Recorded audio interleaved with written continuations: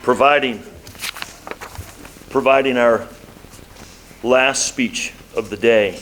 Is going to be providing an overview of a trip to Australia, a kind reminder to travelers in time, discovering the hard way that time is as reliable as gas station sushi. What Australia taught me about our place in the world. Please welcome Toastmaster Eugeniu Rotari.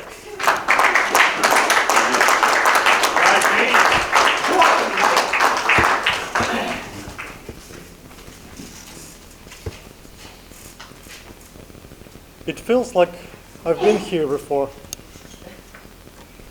It's a vivid sensation, like if I had a déjà vu. Have you had a déjà vu sensation before? By the way, what would be déjà vu the other way around? It's very simple. Vous.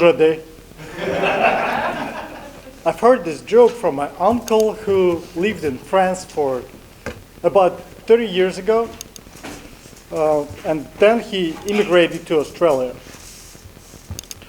In Australia, he took some time to settle in. He would call me every year, sometimes sending pictures with him and my aunt feeding kangaroos. And every time he would ask me, Eugene, when are you coming to visit us? From year to year, I would say maybe next year.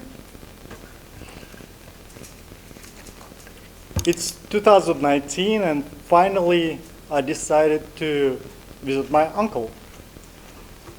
So I think it's a great occasion for me to travel around the world. I traveled through Asia, Australia, Hawaii, and back. Perfect plan. On December 23rd, 2019, I'm booking my tickets and read in small fonts.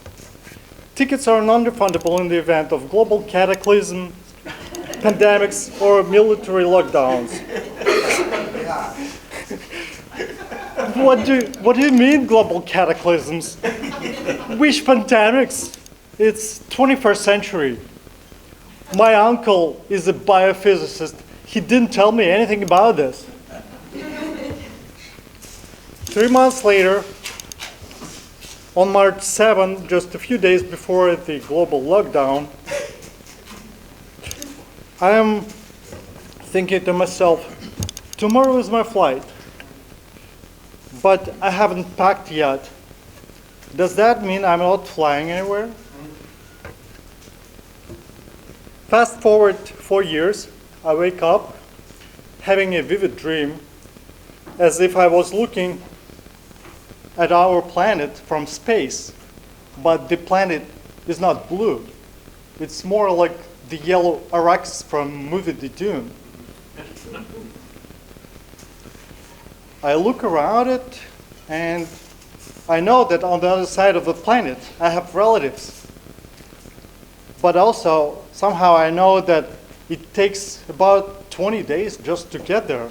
And on my way there, I would need to pass dunes, deserts, filled with sandworms, and vicious military regimes.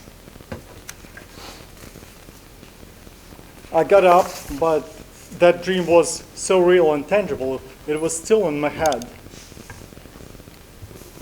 A month later, in July, my uncle called me on my birthday and asked the usual question, Eugene, when are you coming back? When are you coming to us? I can be there in January. January, perfect. That's when grandchildren will be on summer vacation. It might be hot here, but don't worry, just bring a fire extinguisher.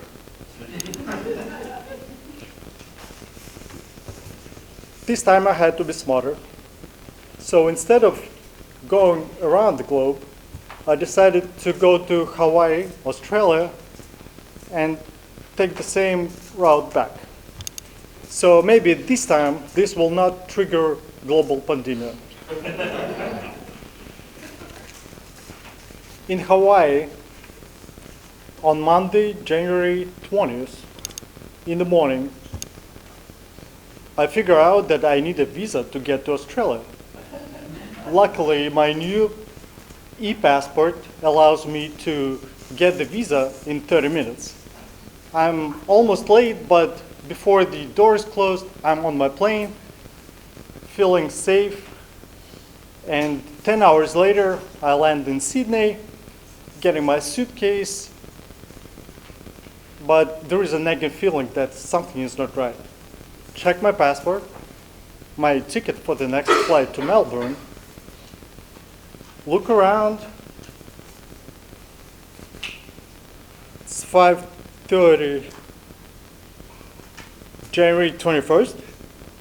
I left this morning, it was January 20th, and it was only 10 hours on the plane, and it's evening. Where did I lose the date? Oh, okay. It's the international timeline. So a few hours later, I'm with my uncle, my aunt, my cousins. My aunt and my uncle have not changed a bit. My cousins now have children, families, double doctorate degrees.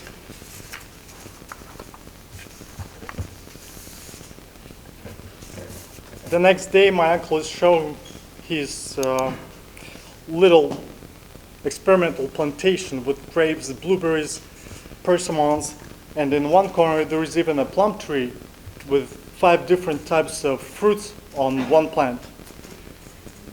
That's cooler than the mushroom from Alice in Wonderland, I think. A couple of days later, we travel all around Australian coast near Melbourne. Many sightseeings permeated with wonders and wonderful people. On this trip, I figured that it's important to not to try to trick the time, because it will trick you, especially if you don't watch the red light. Mr. Toastmaster?